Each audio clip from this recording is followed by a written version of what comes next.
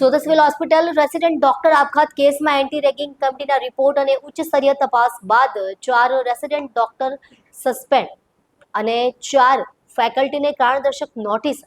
રાત્રે 8:30 થી વહેલી સવારે 4 વાગ્યા સુધી ચાલેલી મેરેથોન બેઠક બાદ કમિટીની કડક કાર્યવાહી. સુરતની નવી સિવિલ હોસ્પિટલના રેસિડેન્ટ ડોક્ટર હર્ષ પંડ્યાના દુઃખદ આપઘાતની ઘટના સંદર્ભે રાજ્ય સરકારના કડક નિર્દેશો અને આરોગ્ય રાજ્યમંત્રી શ્રી પ્રફુલ પાનસેરિયાના માર્ગદર્શન હેઠળ ત્વરિત અને પારદર્શક તપાસ હાથ ધરવામાં આવી છે. આ ગંભીર મામલે સિવિલ હોસ્પિટલના ડીન અને મેડિકલ સુપ્રિન્ટેન્ડન્ટની સંયુક્ત અધ્યક્ષતામાં રચાયેલી ઉચ્ચ સ્તરીય કમિટી સમક્ષ પ્રથમ વર્ષના 9 રેસિડેન્ટ ડોક્ટર્સ અને મૃતકના પિતાજીની ફરિયાદના આધારે નિવેદનો નોંધવામાં આવ્યા હતા. કમિટીએ રાત્રે 8:30 કલાકથી વહેલી સવારના 4 વાગ્યા સુધી મેરેથોન બેઠક યોજી હતી અને એન્ટી રેગિંગ સ્ક્વોડ દ્વારા માઇક્રોબાયોલોજી વિભાગના સિનિયર રેસિડેન્ટ તબીબો, ફેકલ્ટી ટેકનિશિયન તથા સફાઈ કર્મીઓના નિવેદનો નોંધી એન્ટી રેગિંગ કમિટીને રિપોર્ટ સુપરત કરવામાં આવ્યો હતો.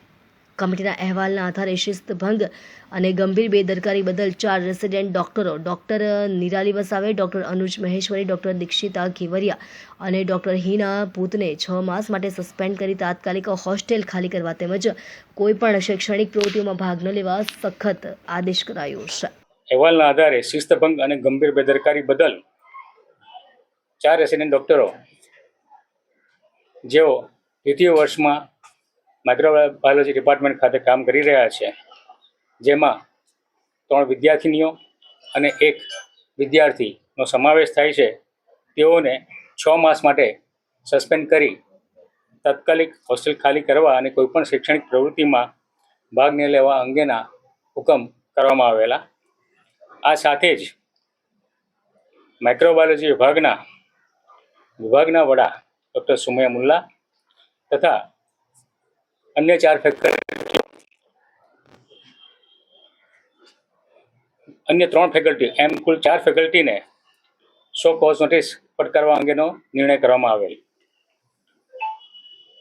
એન્ટી રેગિંગ કોલેજ કમિટીના આ સમગ્ર રિપોર્ટને સંસ્થાની કોલેજ કાઉન્સિલ કમિટી સમક્ષ રજૂ કરવામાં આવતા તમામ હાજર સભ્યો દ્વારા સર્વાનુમતે બહાલી આપવામાં આવેલ અને ભવિષ્યમાં આવી નિંદનીય ઘટનાઓનું પુનરાવર્તન ન થાય તે માટે ગંભીર સમીક્ષા કરી અને વહેલી સવારના રોજ અધિક નિયામક શ્રી તબીબી શિક્ષણને લેખિત અને મૌખિકમાં અહેવાલ સુપરત કરી દેવામાં આવ્યો છે. અમારી કાલ રાત્રે આખા 9-10 કલાક થઈને પ્રોસેસ આખી રાત જાગીને બધા એચઓડી બેસીને એન્ટી રેગિંગ કમિટી બેસીને પ્રોસેસ પતી ગઈ છે. પ્રોસેસ પતાયા પછી જ અમે તમારી સમક્ષ છે અને પ્રોસેસમાં સસ્પેન્શન નીકળી ગયું છે અને 4 ડોક્ટરનું નીકળી ગયું છે અને 4 જે ફેકલ્ટી છે એને શોકોઝ નોટિસ છે. એના પછી એ જવાબ આપશે. એના પછી બી જો જરૂર પડશે તો બીજી મીટિંગ બોલાવીશું. એના પછી બી આગળ એક્શન એક્સેલેટ કરવાની હશે તો કરશું.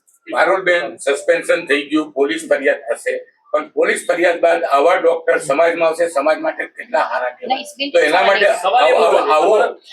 આવા તબીબ પર ગુના દાખલ થાય છે તો એને મેડિકલ નું ભણવાનું પૂરું કરી સર્ટિફિકેટ લઈ શકશે ખરા? 6 months નું સસ્પેન્શન થશે. એફઆઈઆર થયા પછીની વાત છે. એફઆઈઆર પછી બી એવું ગાઈડલાઇન્સ નથી કે તમે એન્ટી રેગિંગ કમિટીનું ડિસિઝન બદલી શકો. એટલે એફઆઈઆર એની રીતે કામ કરશે અને એન્ટી રેગિંગ કમિટીનું જે ડિસિઝન આવ્યું છે એ એની 6 મહિના પછી પોલીસ ફરિયાદ થઈ ગઈ, વર્ષ પછી એ લોકો પાછા અભ્યાસ કરવા 6 મહિના પછી અભ્યાસ કરવા આવી શકે. પછી રેગિંગ કરશે તો ટર્મિનેશન થશે.